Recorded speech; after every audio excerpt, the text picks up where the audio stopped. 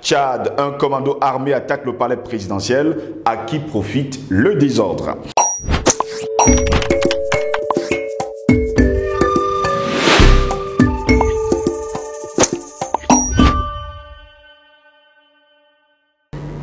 Madame, Messieurs, bonjour, très heureux de vous retrouver sur Panafricaniste TV, la chaîne de télévision des panafricanistes, votre chaîne de télévision qui vous apporte le meilleur de l'information.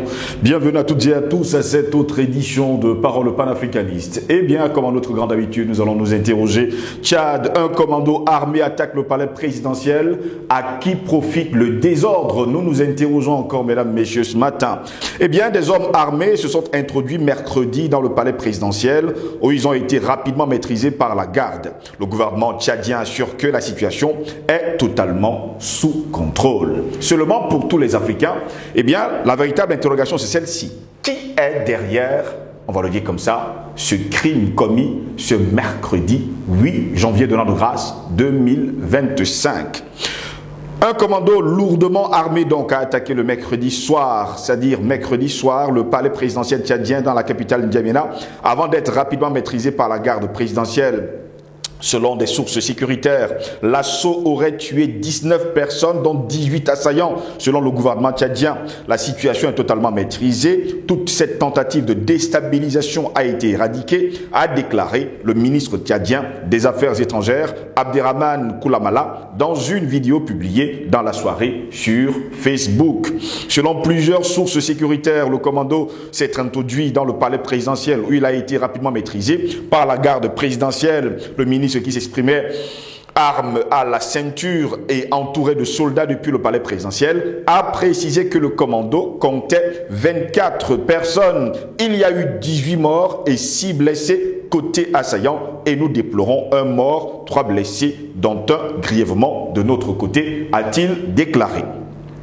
L'une des sources sécuritaires a indiqué que les assaillants faisaient partie du groupe djihadiste Boko Haram que les forces de sécurité tchadiennes combattent dans la région du lac Tchad, dans l'ouest frontière du Cameroun, du Nigeria et surtout du Niger. L'attaque a eu lieu quelques heures après la visite en N'Djamena du ministre chinois des Affaires étrangères Wang Yi, qui a eu plusieurs entretiens avec des dirigeants tchadiens, dont un à la présidence avec le chef de l'État Mahamat Idriss Déby Itno.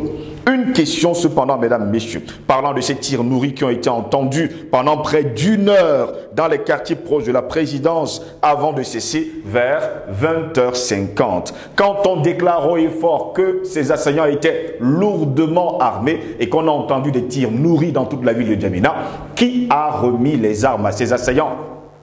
Comment est-ce que ces 18 hommes, ou alors 24 hommes, ont-ils pu arriver jusque à la porte de la présidence de la République, au point d'entrer, on va le dire comme ça, dans cette présidence de la République? Autre question, jusqu'à preuve de contraire, qu'il reste à poser. Depuis que N'Djamena a pris l'initiative de demander aux soldats français de quitter le sol tchadien, est-ce pour cela que, justement, on a cette attaque quelques jours seulement après que N'Djamena ait demandé à ces derniers de quitter le sol tchadien? En tout cas, plusieurs questions sont à poser et pour cela, nous avons invité André Christel Fanga. Il est panafricaniste, il est notre invité ce matin et il va répondre à nos questions. André Christel Fanga, bonjour, bienvenue à vous. Bonjour Monsieur Jocelyn-Goss, c'est un plaisir de me retrouver dans vos studios. Bonne et heureuse année 2025 à toute votre équipe, vous-même, ceux qui travaillent, n'est-ce pas, d'arrache-pied pour que Panafricaniste TV puisse être vu et entendu, n'est-ce pas, dans le monde entier. C'est un plaisir d'être là et de discuter des questions extrêmement importantes de notre continent. Très heureux de vous avoir, André Christel Fanga. Nous allons vous retourner les meilleurs vœux, on va le dire comme ça. Tous nos vœux les meilleurs pour cette année nouvelle 2025 qui démarre en trombe. On va vous souhaiter joie, prospérité, succès, santé, vie, belles choses en tout cas à vous et à votre famille.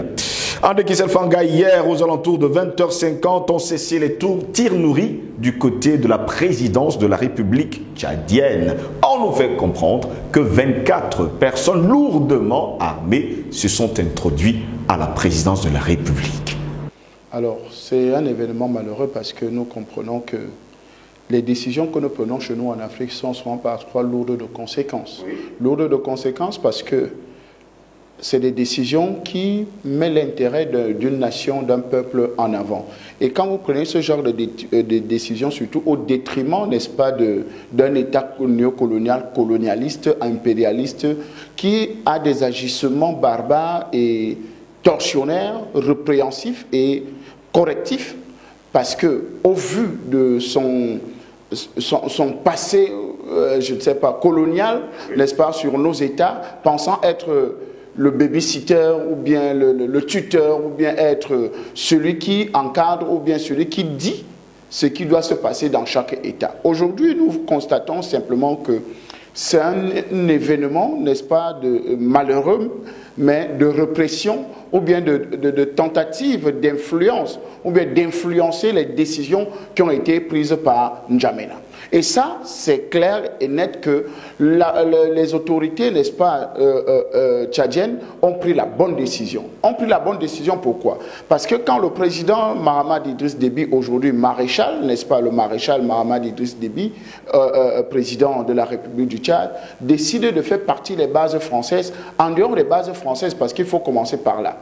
Il faut commencer à dire que lorsque la Russie est banni par tout le monde, par l'Occident impérialiste bien sûr, tout le monde tourne le dos, tout le monde savait que non, la Russie est infréquentable, et surtout pour les États, n'est-ce pas, qui sont sous la colonisation française ou bien sous l'influence française, et surtout l'adoption, soi-disant, n'est-ce pas, de Mahamat Idriss Déby par Emmanuel Macron, qui a passé une transition qui était un peu floue.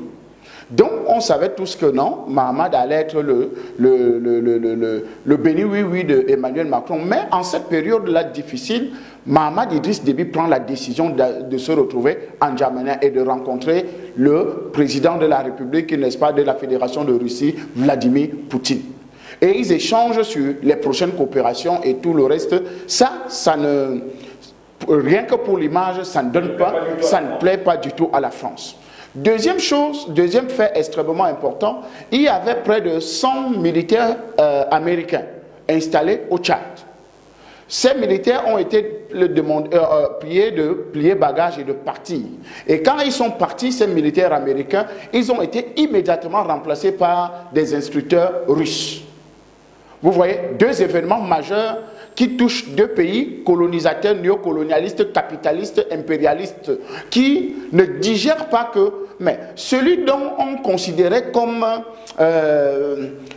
illégal, on a quand même essayé de l'adopter pour arranger la transition qui se passait au Tchad, pour essayer de penser que non, il va nous obéir, on doit y aller. Finalement, prendre deux décisions extrêmement contraignantes pour deux pays impérialistes, c'est-à-dire les États-Unis et la France. Ça, c'est déjà une rancune qui est déjà gardée, n'est-ce pas, contre Mahamat Idriss.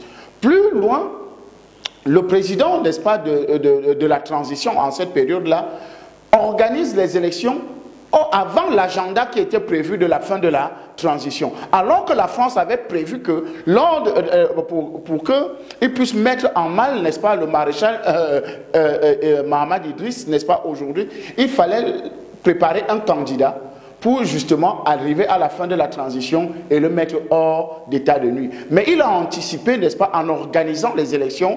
Et là, vous savez tous qu'en ce moment-là, monsieur le Premier ministre de la Transition, Succès Masra, faisait la tournée européenne, était un peu de partout, en train de concocter, n'est-ce pas, de travailler dans les lobbies, que ce soit américains comme français, pour essayer d'engranger le plus grand nombre de moyens financiers et de parrains pour l'installer au pouvoir en N'Djamena.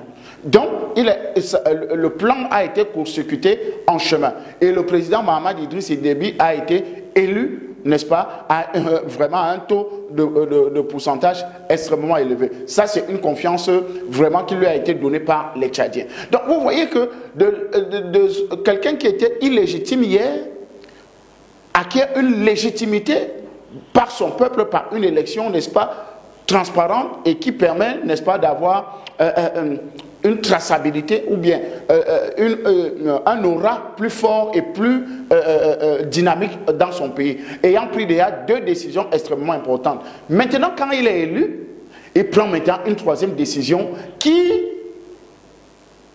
devient ce qui lui vaut la peau des fesses aujourd'hui, c'est-à-dire le démantèlement des bases militaires française au Tchad.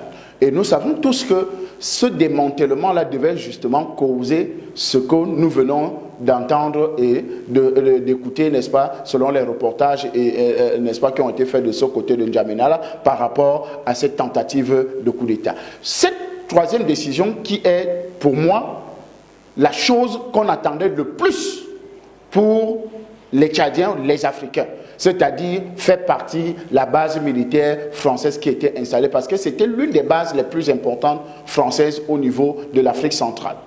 Pourquoi cette base était extrêmement importante pour la France? Parce qu'elle servait de déstabilisation pour le Centrafrique, elle servait de déstabilisation pour les autres États de l'Afrique centrale, n'est-ce pas, c'est-à-dire Cameroun, Guinée équatoriale, Congo, Gabon et tout le reste. Donc, à partir de là-bas, ils pouvaient mener des opérations de déstabilisation, n'est-ce pas, de nos États. Et plus grave, il y avait aussi une partie, n'est-ce pas, de l'autre côté de l'Afrique de l'Ouest, c'est-à-dire ils avaient possibilité de déstabiliser le Niger à partir de N'Djamena. Vous savez qu'ils sont frontaliers. Et donc, et même agir au niveau de la Libye, au niveau du Soudan, au niveau de plusieurs autres États de l'autre côté de l'Afrique de l'Ouest. Donc, ça fait que la France s'est retrouvée dans une mauvaise posture. Alors que la France avait un projet, par exemple, de déstabilisation du Cameroun, de déstabilisation de la RCA qui était en cours, et même de la Guinée équatoriale. Vous savez que des mercenaires sont quittés de N'Djamena, passant par la Centrafrique, traversant le Cameroun pour aller déstabiliser la Guinée équatoriale. Ils ont été pris à Kiossi il y a de cela quelques temps, n'est-ce pas, où ils ont été remis, n'est-ce pas, aux autorités équato-guinéennes pour les juger. Donc vous voyez que s'il n'y avait pas, si cette décision n'était pas prise, on n'aurait pas ces événements-là. Je voudrais vous faire un rappel historique, monsieur Jocelyn Gosse. À chaque fois que vous touchez aux intérêts de la France sur le territoire africain et surtout au Tchad, la France utilise cette méthode de coup d'État ou bien de déstabilisation. Pour vous, c'est la France qui est derrière ce qui s'est passé hier en N'Djamena? Ben c'est clair et net, il n'y a rien à faire. C'est la France qui est derrière cette déstabilisation du maréchal Idriss Déby Itno. Parce que la vérité, c'est qu'il a pris des décisions. En fait, il rame à contre-courant de la pensée occidentale, de la pensée de M. Emmanuel Macron, de la pensée de l'ancien président Joe Biden. Vous savez qu'il est ancien. Voilà. Donc, vous voyez qu'il roule, contrairement aux impérialistes, à ce que l'impérialisme occidental attendait de lui, il roule carrément, n'est-ce pas, à l'opposé de cela, en créant des partenariats, n'est-ce pas, avec des États qui sont non fréquentables, en fait, qui sont en guerre. Pourtant, on nous fait comprendre que les personnes qui ont attaqué le palais présidentiel, c'est Boko Haram. Mais vous allez me dire également que Boko Haram est créé par les Occidentaux. Ben, écoutez, Boko Haram, c'est quoi? Boko Haram est une fabrication occidentale, pour ne pas dire française. Boko Haram, AQMI, Daesh et tout ça, ce sont des fabrications occidentales. Al-Qaïda, c'est une fabrication occidentale. Tous ces instruments de soi-disant terrorisme-là sont des fabrications occidentales. Parce que c'est des armes qu'ils ont longtemps utilisées, n'est-ce pas? Parce que, vous savez, ils ont 4 stratégies pour déstabiliser certains États ou bien certains espaces de vie. Parce que là, on parle souvent du Moyen-Orient, on parle du Proche-Orient, on parle de l'Afrique, l'Afrique centrale, l'Afrique australe, l'Afrique et tout et tout. Donc, ils ont au moins 4 chemins qu'ils utilisent. Quand ils n'utilisent pas le chemin politique, c'est-à-dire les élections, l'organisation des élections, ils financés par eux et tout, et ils manipulent, n'est-ce pas, les chiffres et ils installent qui veut au pouvoir, soi-disant sur la voie démocratique. Vous voyez un peu. Deuxième chose, c'est les déstabilisations, les coups d'État directs, comme ils le faisaient auparavant, n'est-ce pas? C'est-à-dire avec les Bob Denard et tout le reste, Henri Christian Lévy et tout ça. Donc, ça, c'était l'autre chemin. Et donc, la plupart de ces chemins-là sont désuets. Ils utilisent, n'est-ce pas, les soi-disant les ONG. Les ONG accompagnées des médias pour créer les guerres civiles. C'est-à-dire, on vous crée une guerre civile dans votre propre territoire à partir des commentaires. Vous vous rappelez les événements, par exemple, de Ngarbour au Cameroun, ou bien de soi-disant Ambazonie, le Sud, exactement, chrétien. Voilà les stratégies qu'on vous met en place. On vous dit, bon, ok, voilà, non, la guerre civile, là, c'est parce que les autres sont musulmans et tout. Rappelez-vous de la Centrafrique, les anti-Balaka et la Séléka. Donc, on vous crée ce désordre-là, allez, entretuez-vous. Voilà comment les éléments de déstabilisation, je crois que c'est le troisième. Et le quatrième, c'est les terroristes djihadistes. On vous dit, ok, les terroristes ou bien soi-disant. Écoutez, je pense que je l'ai toujours dit et je ne le dirai jamais assez. Au Sahel, les statistiques de l'armée française, eux-mêmes, au site du ministère de la Défense française, disaient les terroristes étaient entre 300 et 1000. 1000 terroristes en 2013, quand ils voulaient mettre en place l'opération Barkhane. C'est eux-mêmes qui disent que les terroristes sont entre 300 et 1000. Mais subitement, vous déployez près de 10 000 hommes sur le territoire pour lutter contre le terrorisme et le djihadisme, contre 1000 personnes, 1000 djihadistes, selon vos évolutions. Vous avez, le soutien, n'est-ce pas, des drones américains qui étaient basés à Agadez, parce que l'une des bases de drones les plus importantes des États-Unis était basée au Niger, à Agadez. Donc, ça filmait toute la zone, ça avait le contrôle sur toute la zone sahélienne. Donc, ces drones-là donnaient 50% du renseignement sur, n'est-ce pas, sur le sol, sur le déplacement, soi-disant, des djihadistes terroristes. Mais vous faites 10 ans dans ce territoire-là pour lutter contre 1000 hommes. Vous avez près de 10 000 hommes. Vous ne réussissez pas avec tout le matériel sophistiqué. Ça veut dire que non, ce n'est pas... Et ça veut dire que vraiment, ce n'étaient pas eux les djihadistes, les soi-disant djihadistes. Les vrais djihadistes, c'est ceux qui sont venus s'installer avec la force, soi-disant, sur la bannière de Barkhane, ou bien Serval, ou bien Takuba, ou bien toutes ces forces-là qu'ils ont créées, ou bien Sangaris. Donc, vous voyez que quand vous prenez une décision extrêmement importante pour mettre en mal, n'est-ce pas, ces différents intérêts-là, c'est-à-dire, vous mettez en mal Boko Haram.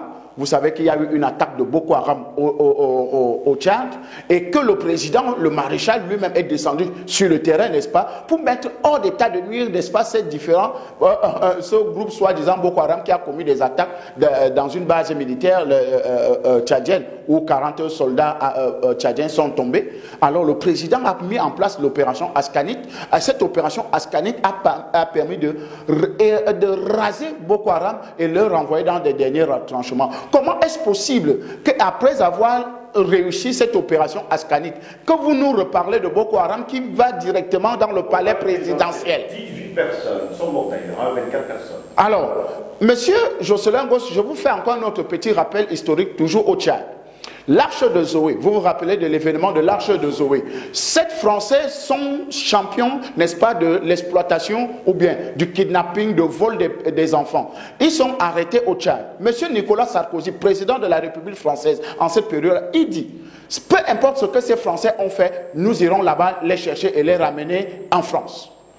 Il prend la décision, il demande au maréchal, n'est-ce pas, de libérer ces 7 Français, le maréchal Déby lui-même encore, le père qui est à l'époque, qui est encore président.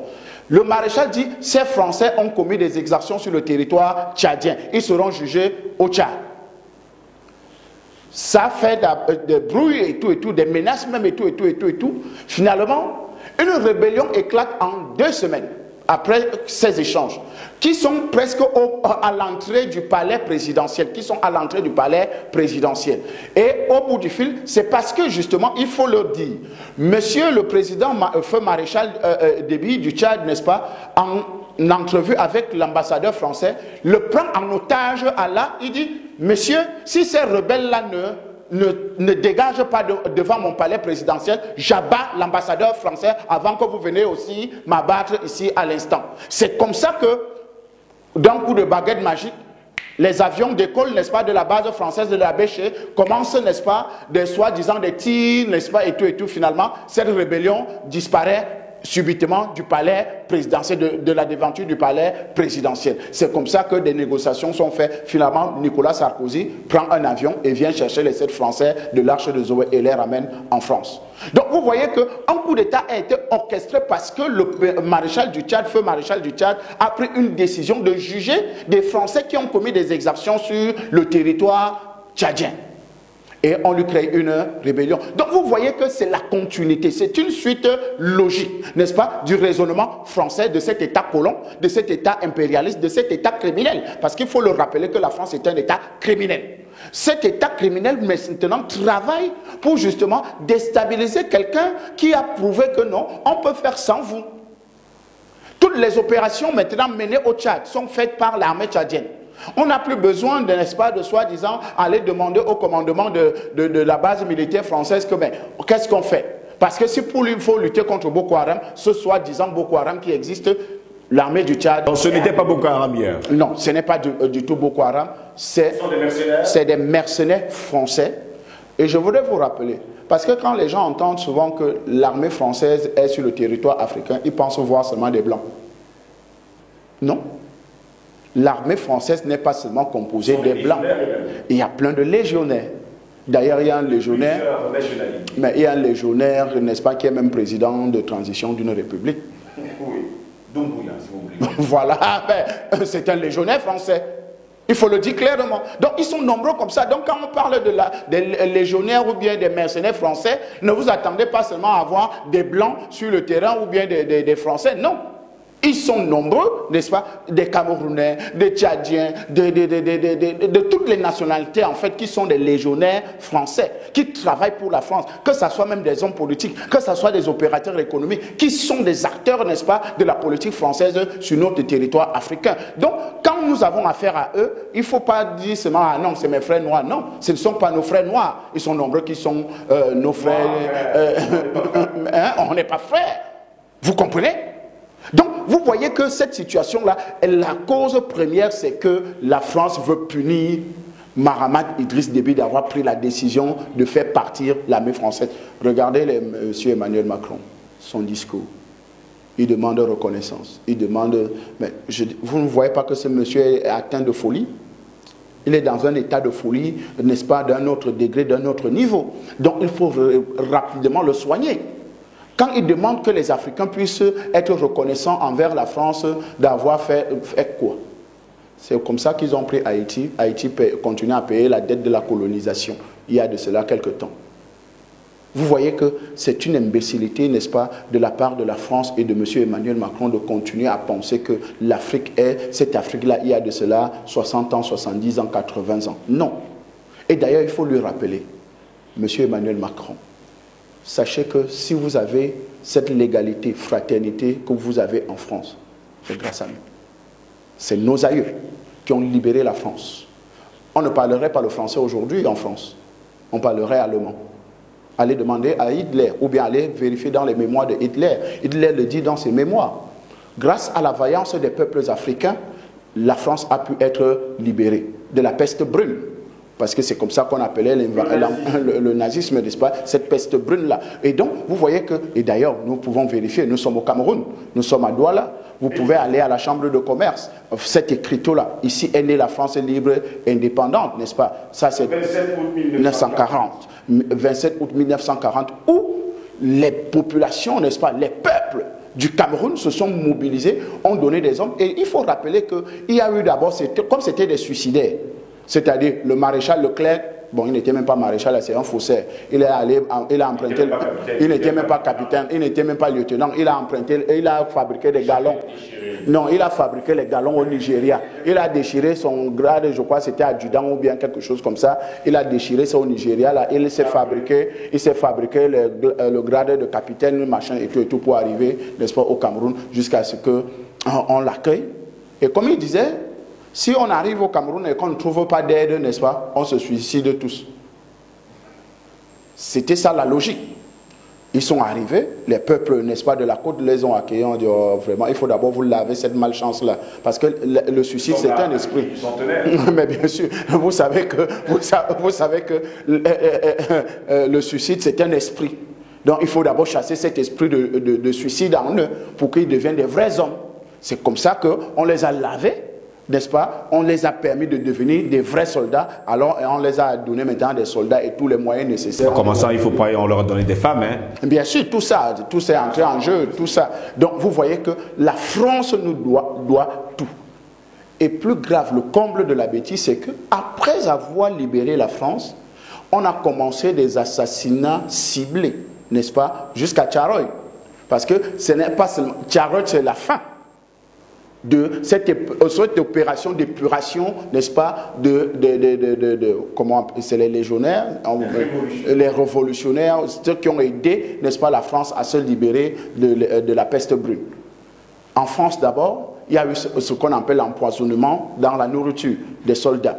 Donc il y a eu ces moments-là où la plupart se sont intoxiqués, n'est-ce pas, et ont eu des problèmes de ventre et tout simplement, voilà, d'empoisonnement. Maintenant, quand on débarque, parce que pour arriver à Tcharoy, n'est-ce pas, ils ont pris un bateau, n'est-ce pas, ce bateau, maintenant pour arriver, certains ont été jetés dans la mer parce que au fur et à mesure que les effets, n'est-ce pas, de cet empoisonnement, de cette intoxication alimentaire montaient, ça faisait qu'il y avait des morts et tout ça. Et ceux qui avaient des symptômes, même au niveau dans le bateau, on les jetait à bord, à travers bord, dans l'eau. Vous voyez peu. Donc, arrivé à Tcharoy, même alors, on se rend compte que tous ne sont pas morts. Que tous ne sont pas morts, parce qu'il faut payer la dette, n'est-ce pas? Il faut récompenser, n'est-ce pas, tous ces soldats qui ont travaillé pour la libération, n'est-ce pas, de la France. D'ailleurs, même une autre aberration, c'est que lors du 14 juillet, date du défilé d'indépendance, on est parti prendre les sans-abri. Des gens qui étaient incapables d'arrêter une arme. C'est eux qu'on a fait défiler parce qu'on ne voulait pas faire défiler les soldats noirs. Les soldats africains. Donc il y avait un petit carré. Mais c'était les vainqueurs. Les premiers à vivre à Paris, à avoir libéré Paris, c'est les Noirs. Et c'est eux qui vivaient là. Les Blancs étaient dans les taudis. Il faut le dire clairement. Tous vivaient dans les casernes, dans les égouts. Parce qu'ils avaient peur, n'est-ce pas, de l'Allemagne. C'est l'Allemagne qui commandait Paris. Certains même avaient décidé de se donner à l'Allemagne. Voilà.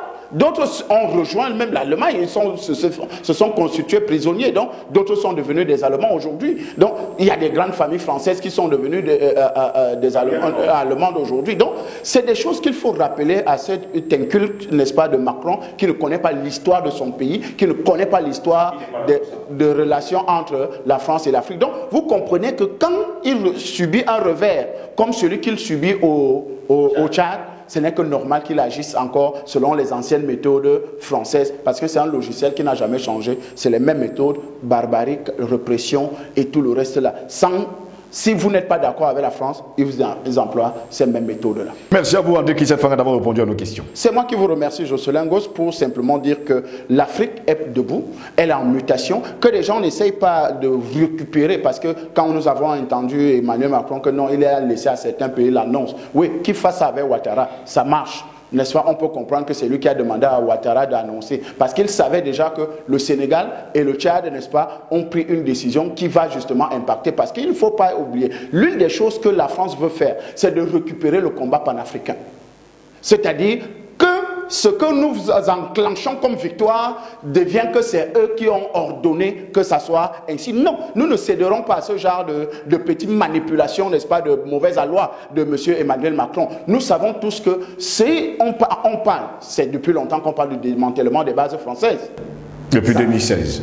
Voilà. 2011. En 2011. On parle du démantèlement des bases françaises. On parle de la mort du franc CFA. Donc, s'il vient aujourd'hui avec eux aussi que, bon, ok, le franc CFA, on annule le franc CFA ou bien on change de monnaie, il va aussi dire que non, c'est la France qui a donné l'ordre, alors que c'est le combat des panafricains qui est justement en train de produire les fruits. Donc, victoire à nous. Victoire à tous les panafricanistes. Merci mesdames, messieurs de nous avoir suivis. Au plaisir de vous retrouver très prochainement. Restez sur nos plateformes numériques YouTube, Facebook, Instagram, TikTok. Likez, partagez au plus grand nombre pour que Panafricaniste TV soit connu de par le monde. Sur ce, je vous souhaite de passer une agréable journée.